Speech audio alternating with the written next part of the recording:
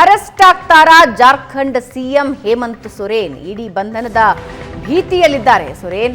3 ದಿನ ನಾಪತ್ತೆಯಾಗಿದ್ರು, ನಿನ್ನೆ ಪ್ರತ್ಯಕ್ಷರಾಗಿದ್ದಾರೆ. 10 ಇಡಿ ಸಮನ್ಸ್ಗೂ ಕೂಡ ಗೈರಾಗಿದ್ರು. ಯಾವುದೇ ಕ್ಷಣದಲ್ಲೂ ವಶಕ್ಕೆ ಪಡೆದುಕೊಳ್ತಾರಾ?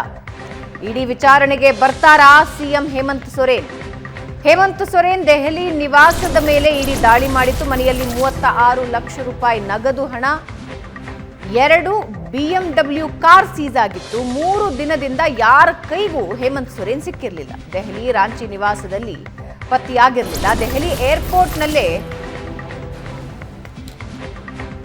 ಸೊರೇನ್ ವಿಶೇಷ ಚಾಪರ್ ಇತ್ತು. ಖಾಸಗಿ ಕಾರ್ನಲ್ಲಿ ದೆಹಲಿಯಿಂದ ರಾಂಚಿಗೆ ಸೊರೇನ್ ಬಂದಿದ್ದಾರೆ. ನಿನ್ನೆ 4 ಗಂಟೆಗಳ ವೇಳೆಗೆ ರಾಂಚಿಯ ನಿವಾಸಕ್ಕೆ ಬಂದಿದ್ದಾರೆ. ರಾಂಚಿ ನಿವಾಸದಲ್ಲಿ ಜೆಎಂಎಂ ಶಾಸಕರ ಜೊತೆ ಸಭೆ ನಡೆಯುತ್ತೆ. ಹೇಮಂತ್ ಸೊರೇನ್ ಬಂಧನ ಆದ್ರೆ ಪತ್ನಿ ಕಲ್ಪನಾಗೆ ಸಿಎಂ ಪಟ್ಟ ಕಟ್ತಾರಾ? ಜೆಎಂಎಂ ಶಾಸಕರ ಸಭೆಯಲ್ಲಿ ಒಪ್ಪಿಗೆ ಪಡೆದ್ರ ಹಾಗಾದ್ರೆ ಸಿಎಂ ಸೊರೇನ್ ಅನ್ನೋದು ಪ್ರಶ್ನೆ ಕುತೂಹಲ ಕೆರಳಿಸ್ತಾ ಇದೆ. ಜಾರ್ಖಂಡ್ ರಾಜಕೀಯ ಬೆಳವಣಿಗೆ. ಪ್ರಶಾಂತ್, ಜಾರ್ಖಂಡ್ನಲ್ಲಿ ನಡೀತಾ ಇರೋ ಈ ರಾಜಕೀಯ ಬೆಳವಣಿಗೆ ನೀವು ಹೇಗೆ ನೋಡ್ತೀರಿ? ನೋಡಿ, ಕಳೆದ ಆಗಸ್ಟ್ನಿಂದ ಒಟ್ಟು 10 ಇಡಿ ಸಮನ್ಸ್ಗಳು ಹೇಮಂತ್ ಸೊರೇನ್ಗೆ ಹೋಗಿವೆ.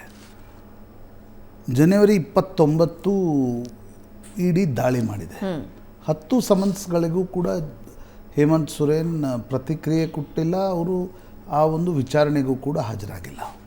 2 ಪ್ರಕರಣಗಳು ಹೇಮಂತ್ ಸೊರೇನ್ ವಿರುದ್ಧ ಇಡಿ ತನಿಖೆ ನಡೆಸ್ತಾ ಇದೆ. ಮೊದಲನೇ ಪ್ರಕರಣ ಸೇನೆಯ ಭೂಮಿಯನ್ನು, ರಾಂಚಿಯ ಮಧ್ಯಭಾಗದಲ್ಲಿ ಸೇನೆಯ ಭೂಮಿಯನ್ನು ಸರ್ಕಾರ ವಶಕ್ಕೆ ಪಡೆದುಕೊಂಡು ಕಡಿಮೆ ಬೆಲೆಯಲ್ಲಿ ಅದನ್ನು ತನ್ನ ಮಿತ್ರರು ಅನ್ಸ್ಕೊಂಡಿರ್ತಕ್ಕಂಥವರಿಗೆ ಮಾರಾಟ ಮಾಡಿರ್ತಕ್ಕಂಥದ್ದು. ಅಂದರೆ ನಿಮ್ಗೆ 50 ಕೋಟಿ ರೂಪಾಯಿ ಬೆಲೆ ಬಾಳುವ ಭೂಮಿ ಇರುತ್ತೆ, 15 ಕೋಟಿ ರೂಪಾಯಿಗೆ ಅವರು ಕೊಟ್ಟು ದೊಡ್ಡ ಕಿಕ್ ಬ್ಯಾಕನ್ನು ಪಡೆದಿದ್ದಾರೆ ಅಂತಕ್ಕಂಥ ಒಂದು ಆರೋಪ ಇದೆ. ಎರಡನೇದು, 2021ರಿಂದ ಯಾವಾಗಿಂದ ಜಾರ್ಖಂಡ್ನಲ್ಲಿ ಸೊರೇನ್ ಸರ್ಕಾರ ಬಂದಿದೆ, ತನ್ನ ಸಹೋದರಗೆ, ತನ್ನ ಇನ್ನೊಬ್ಬ ಅಳಿಯನಿಗೆ, ತಮ್ಮ ಫ್ರೆಂಡ್ಸ್ಗಳಿಗೆ ಕಲ್ಲು ಗಣಿಗಾರಿಕೆಯ ಲೈಸೆನ್ಸ್ಗಳನ್ನು ಕೊಟ್ಟು ಅದನ್ನು ನವೀಕರಣ ಮಾಡ್ತಾ ಹೋಗಿದ್ದಾರೆ.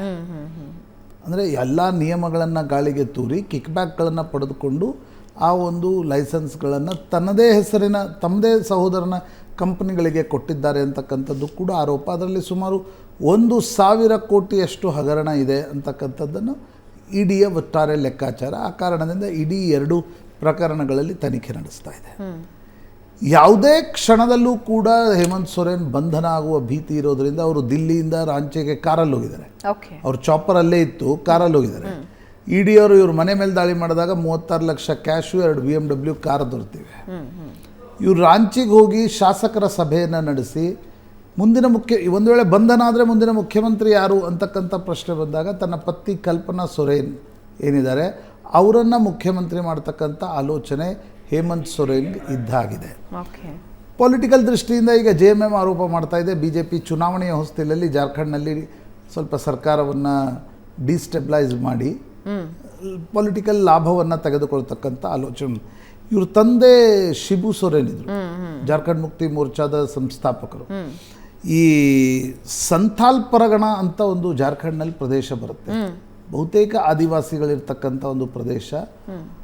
ಅಲ್ಲಿ ಜಾರ್ಖಂಡ್ ಮುಕ್ತಿ ಮೋರ್ಚಾದ ದಬ್ದಬಾ ಇದೆ. ಅಲ್ಲಿ ಜಾರ್ಖಂಡ್ ಮುಕ್ತಿ ಮೋರ್ಚಾ ಒಂದು ಗಟ್ಟಿ ಫೋರ್ಸ್ ಆಗಿ ಹೊರಹೊಮ್ಮಿತು. ನಿಮಗೆ ಡುಮ್ಕಾ ಅಂತ ಆ ಸಂಥಾಲ್ ಪರಗಣದ ಒಂದು ಕೇಂದ್ರ. ನಾನು ಹೋಗಿದ್ದೆ, ಐ ಮೆಟ್ ಇವರ ಅಣ್ಣ ಒಬ್ಬರಿದ್ದರು, ದುರ್ಗಾ ಸೊರೇನ್ ಅಂತ. He was very popular, very active. ತೀರ್ಕೊಂಡ್ರು ಬೇಗ. ಇವ್ರ ತಂದೆ ಶಿಬು ಸೊರೇನ್ PV ನರಸಿಂಹರಾವ್ ಕಾಲದಲ್ಲಿ ಒಂದು ಆರೋಪ ಅವರ ಮೇಲಿತ್ತು. ಈ ಸರ್ಕಾರ ಡಿಸ್ಟೆಬಿಲೈಸ್ ಆದಾಗ ಒಂದೇನು ಮೈನಾರಿಟಿ ಗೌರ್ಮೆಂಟ್ ಇತ್ತು, ಹಣ ಸಿಕ್ತು, ಅದನ್ನು ಹೋಗಿ ಅವರು ಇನ್ನೋಸೆಂಟ್ ಇದ್ರೋ ಏನೋ ಪಾರ್ಲಿಮೆಂಟ್ನ ಸ್ಟೇಟ್ ಬ್ಯಾಂಕ್ ಆಫ್ ಇಂಡಿಯಾ ಬ್ರ್ಯಾಂಚ್ನಲ್ಲೇ ಆ ಹಣವನ್ನು ತುಂಬಿಬಿಟ್ರು. ಅದು ಮುಂದೆ ಅದರ ಬಗ್ಗೆ ಬಹಳ ದೊಡ್ಡ ತನಿಖೆ ಕೂಡ ನಡೀತು. ಅದರಲ್ಲಿ ಕರ್ನಾಟಕದ ಘಟಾನುಘಟಿ ರಾಜಕಾರಣಿಗಳು ಕೂಡ, ಇವತ್ತು ನಾನು ಅದು ಸುಮ್ಮನೆ ಹೆಸರು ತೆಗೆದುಕೊಳ್ಳಲ್ಲ, ಅವರೂ ಕೂಡ ಅದರಲ್ಲಿ ಭಾಗಿಯಾಗಿದ್ದಾರೆ ಅಂತಕ್ಕಂಥದ್ದು ಆರೋಪ ಇತ್ತು. JMM ಸ್ಕ್ಯಾಂಡಲ್ ಏನು ಬಂತು ಅದರಲ್ಲಿ. ಈಗ ಮಗನ ಮೇಲೆ 2 ಪ್ರಮುಖವಾಗಿರ್ತಕ್ಕಂಥ ಆರೋಪಗಳು ಬಂದಿವೆ. ಬಿಹಾರದ ನಂತರ ಜಾರ್ಖಂಡ್ನಲ್ಲೂ ಕೂಡ ಸರ್ಕಾರದ ಪತನ ಆಗತ್ತಾ, ಶಿಬು ಸೊರೇನ್ ತನ್ನ ಪತ್ನಿಯನ್ನ ಮುಖ್ಯಮಂತ್ರಿ ಮಾಡ್ಲಿಕ್ಕೆ ಸಾಧ್ಯ ಆಗತ್ತಾ, ಅಥವಾ ಪಾರ್ಟಿ ಒಡೆಯತ್ತಾ, ಇವೆಲ್ಲವೂ ಕೂಡ ಪ್ರಶ್ನೆಗಳು ಅಂತ ಅನ್ಸುತ್ತೆ. ರೈಟ್. ಇದೇ ಸುದ್ದಿಯೊಂದಿಗೆ ಇವತ್ತಿನ ಚರ್ಚೆನ ಮುಗಿಸೋಣ. ಪ್ರಶಾಂತ್, ಧನ್ಯವಾದ ಚರ್ಚೆಯಲ್ಲಿ ಭಾಗಿಯಾಗಿದ್ದಕ್ಕೆ. ವೀಕ್ಷಕರೇ, ಇದು ಇವತ್ತಿನ ನ್ಯೂಸ್ ಅವರ್ ಮಾರ್ನಿಂಗ್ ಎಡಿಷನ್. ನೇರ, ದಿಟ್ಟ, ನಿರಂತರ ಸುದ್ದಿಗಾಗಿ ನೋಡ್ತಾ ಇರಿ ಏಷ್ಯಾನೆಟ್ ಸುವರ್ಣ ನ್ಯೂಸ್.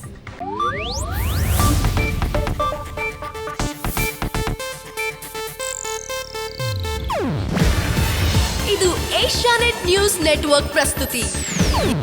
ನೀವು ನೋಡ್ತಿದ್ದೀರಾ ಏಷ್ಯಾನೆಟ್ ಸುವರ್ಣ ನ್ಯೂಸ್.